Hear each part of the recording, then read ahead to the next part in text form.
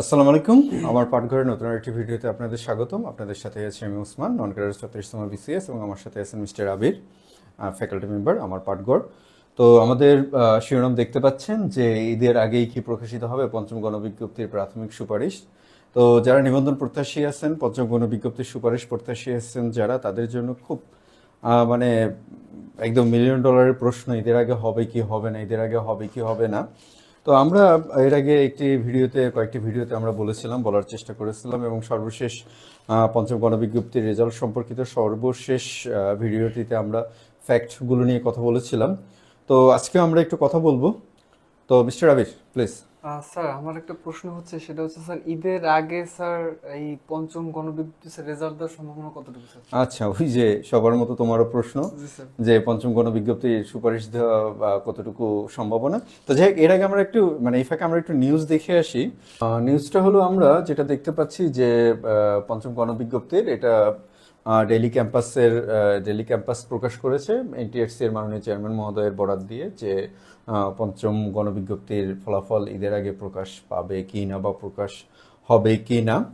তো মিস্টার আবির, তোমার মনে আছে যে আমরা গত সপ্তাহে একটা ভিডিও জি করেছিলাম, স্যার। এবং সেই ভিডিওটাতে আমরা খুব একটা বিরূপ একটা প্রতিক্রিয়া। বিরূপ একটা প্রতিক্রিয়ার মুখোমুখি হয়েছিলাম, যেটা তো সেইখানে আমি তোমাকে বলছিলাম যে আবির, আসলে খারাপ লাগলো একটু যে আমরা যখন একটা নিউজ করি সেই নিউজটাতে আমরা সোর্স দিয়ে করার চেষ্টা করি। অবশ্যই। আলটিমেটলি দেখুন না স্যার, আমাদের প্রত্যেকটা নিউজের রেফারেন্স কিন্তু দেওয়া আমরা থাকে। রেফারেন্স দিই, কারণ সো উপর থেকে হচ্ছে জাজ না করাটাই হ্যাঁ। তো না, আমি শ্রেয়। আমি আমার কথাটা ওইখানেই। আমরা তো স্যার কিছু লোক এমন আছে না, যারা হচ্ছে ভিডিও বানায় ট্রাফিক গ্যাদার করার ট্রাফিক জন্য, but scam. There is no news in that video. হ্যাঁ, সো ওই ক্ষেত্রে স্যার দেখা গেছে ওইসব লোক তারা একটু স্যার স্ক্যামড হয় দুই তিনবার, হ্যাঁ তারপরে স্ক্যাম। স্যার হ্যাঁ, আসলে। যাক, এটা শিক্ষার্থীরা, তবে আপনাদের কাছে অনুরোধ থাকবে, শিক্ষক যারা, আপনারা একটু আবেগ বা একটু ভাব প্রকাশের বেলায় একটু সতর্ক হবেন। ভাই, রেজাল্ট আগে পরে দেখ, এর জন্য যে একদম একজনকে একজন লোক একটা নিউজ করলো, সেই নিউজ করলাম কি বারে তোমার মনে আছে? খুব সম্ভবত রোববারে বা সোমবারে, সেই সপ্তাহ শেষ হলো। সপ্তাহ শেষ হয়ে আজকে কি বার? রোববার। রোববার। কালকে কি বার? সোমবার। অলরেডি এনটিএসসির চেয়ারম্যান মহোদয় যেটা বলছেন, তোমার প্রশ্নতেই ফিরে আসে। স্যার। এনটিএসসির চেয়ারম্যান মহোদয় যেটা বললেন যে তোমার শিক্ষা মন্ত্রণালয়ের অনুমতি লাগবে, এবং শিক্ষা মন্ত্রণালয়ের অনুমতিটা তখনই দিতে পারবেন যখন আদালত অনুমতি দেবেন। কারণ এইখানে আদালতের একটা বিষয় জড়িত আছে, সর্বোচ্চ আদালতের, মহামান্য হাইকোর্টের একটা রায় আছে, স্টে আছে, মানে ওই বিষয়গুলো পূর্ণাঙ্গ শুনানি না হওয়া পর্যন্ত ফলাফল প্রকাশ বন্ধ থাকবে। তাহলে আজকে কয় তারিখ তোমার? আজকে 8 তারিখ। 8 তারিখ। কালকে কয় তারিখ? 9 তারিখ। এরপরের দিন? 10 তারিখ। এরপরের দিন 11। 11 তারিখ হাইকোর্ট, মহামান্য সর্বোচ্চ আদালতে একটা অনুষ্ঠান আছে, যে নতুন যে ভবনগুলো করা হয়েছে সেই নতুন ভবনগুলো উদ্বোধন হবে। 12 তারিখ হলো বন্ধের শেষ দিন। জি স্যার। বুঝতে পারছো? যদিও চেম্বার জজ আদালত খোলা থাকবে, তাহলে তুমি চিন্তা করে দেখো যে, তাহলে এইটা যেহেতু আদালতের স্টে অর্ডার আছে, তাহলে তোমাকে এই মামলাটার এই পূর্বের স্টেটাকে আবার স্টে করিয়ে তারপরে তোমাকে এটা আনতে হবে। তো অনেক এইটা আনতে হলে চেম্বার জজ আদালত থেকে, কারণ এই মুহূর্তে ফুল বেঞ্চ শুনানিতে এত তাড়াতাড়ি হবে না, ফুল বেঞ্চ শুনানি হতে হলে অনেক সময় লাগবে। যেহেতু হাইকোর্ট স্টে করে রাখছেন, হাইকোর্টের পূর্ণাঙ্গ শুনানি হতে সময় লাগবে তোমার। বুঝতে পারছো বিষয়টা?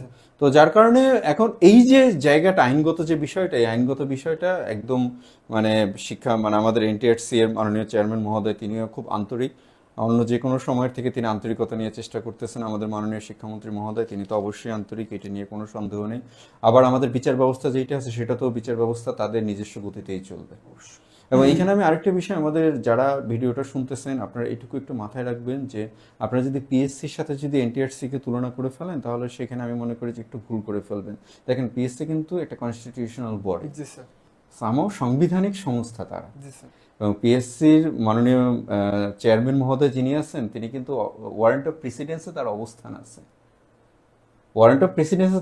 আছে। তো পিএসসির সাথে তুমি যদি এনটিআরসি কে মিলিয়ে ফেলে, এনটিআরসি তো অটোনমাসই বডি না, তারা জি স্যার। স্বায়ত্তশাসিত বডি না, তারা শিক্ষা অধিদপ্তরের বা শিক্ষা মন্ত্রণালয়ের অধীনে একটা সংস্থা, এবং এর চেয়ারম্যান হয়ে থাকে সাধারণত একজন অতিরিক্ত সচিব পদমর্যাদা। তো যাই হোক, তো এখন আমরা সর্বশেষ এই নিউজ থেকে আমরা যেটা দেখতে পেলাম, সর্বশেষ যে নিউজ থেকে আমাদের এনটিআরসি এর যারা আছেন, মাননীয় চেয়ারম্যান মহোদয় থেকে শুরু করে বাকি যারা আছেন, তারাই আন্তরিকভাবে চেষ্টা করতেছেন। এখন যদি শিক্ষা মন্ত্রণালয় অনুমতি দেন, শিক্ষা মন্ত্রণালয় অনুমতি দিতে গেলে তো আবার তোমার আদালতের বিষয়টাকে লাগবে। অবশ্যই। যদি আদালত থেকে তারা এটা নিয়ে আসতে পারেন তাহলে আশা করি যে, আমি এখনো একদম আশাবাদী না। তুমি যদি আমাকে জিজ্ঞেস করো যে স্যার আপনি কত পার্সেন্ট, আমি বলবো 50-50। আমি আশাবাদী যে এখনো ঈদের আগে হওয়ার মতো সম্ভাবনা আছে, যদি সবাই আন্তরিকভাবে কাজ করে হবে। এবং আমি ব্যক্তিগতভাবে চাই যে ঈদের আগে এই সুখবরটা যেন সবাই পায়, ঈদের আগে এই সুখবরটা যেন সবাই পায়। তো মিস্টার আবির, তোমার কি আর কিছু জানার আছে? স্যার আর কিছু জানার আছে? আচ্ছা, তো মিস্টার আবির যদি আর কিছু জানা না থাকে তাহলে তোমার সাথে আমি একটা বাজি ধরি, ওকে স্যার। ঠিক আছে? আচ্ছা, ঈদের আগে ফলাফল প্রকাশ হবে কি হবে না, তুমি এসে কোন স্যার পক্ষে? আমি হচ্ছে স্যার হবে না। হবে না। জি স্যার। আচ্ছা, আমি এটার পক্ষে। তো ঠিক আছে, আমি তোমার সাথে একটা বাজি ধরি, যদি ঈদের আগে ফলাফল প্রকাশিত হয় আমি তোমাকে ঘুরতে নিয়ে যাব। Okay sir. তো আমি কিন্তু এই বাজিটা হারতে চাই, আমি কিন্তু এই বাজিটা স্যার ঈদের আগে সবাই একটা ভালো খবর হ্যাঁ, পাক। আমি চাই যে আমার বাজি হারাটা জেতাটা তো আর কিছু না, আমি চাই যে সবাই একটা ভালো খবর পাক। কারণ যারা বেকার, আমি তো একদম সত্যি স্যার একটা হ্যাঁ, খুব ভালো হ্যাঁ, খবর। আমি তো একদম ধরোই তোমার আমার চাকরি পেতে পেতে ধরো প্রাইমারির যেটা আছে সেটা না হয় আমি তোমার 22 বা 23 বছর বয়সে পেয়েছি, কিন্তু আমার বাকি যে চাকরিগুলো এগুলো কিন্তু আমার একদম এই শেষের দিকে। আমাকে কিন্তু এই বেকারত্বের ঘানি অনেক দিন টানতে হয়েছে, অনেক দিন, অনেক দিন। তো এটা আমি বুঝি। তো যাই হোক, যারা আমাদের ভিউয়ার যারা আছেন, আপনাদেরকে বিনীতভাবে অনুরোধ করব, ভাই আসলে নিউজ তৈরি করার মতো ওরকম সক্ষমতা আমার নেই। কারণ এই এনটিআরসি বলেন, পিএসসি বলেন, অনেক বড় সংস্থা, ওনারা যখন যে নিউজ দেন বিভিন্ন মারফতে আমরা সেই নিউজগুলোকে দেখি এবং এর সাথে আমরা আমাদের অভিজ্ঞতাটাকে মিলিয়ে বা আমরা আমাদের অভিজ্ঞতা থেকে একটা নিউজ করার চেষ্টা করি। এই আবার অনেকেই আজকে আবার চার্জ করে বসবেন, হ্যাঁ আপনি গত সপ্তাহে বলছেন যে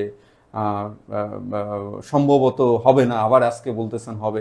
ভাই ওই নিউজটাকে একটু ভালো করে পড়বেন, আমি বলছি সম্ভবত, আজকেও আমি সেইটাই বলতেছি। যদি এমনটা হতো যে নিউজ কালকে দিয়ে দেবে, আমি জানলে বলেই দিতাম কালকে দিয়ে দেবে। তো যাই হোক, সবার জন্য শুভকামনা, সবাই ভালো থাকবেন।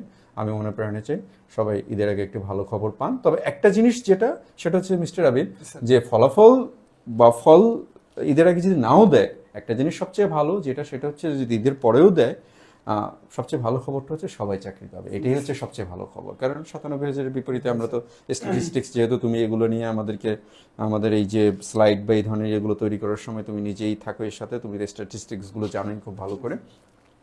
তো যাই হোক, সবার জন্য শুভকামনা, সবাই ভালো থাকবেন। আর একটু যদি আমাদের ভিডিও যদি আপনাদের ভালো লাগে তাহলে লাইক কমেন্ট শেয়ার করে আমাদের সাথে থাকবেন। সবার জন্য শুভকামনা।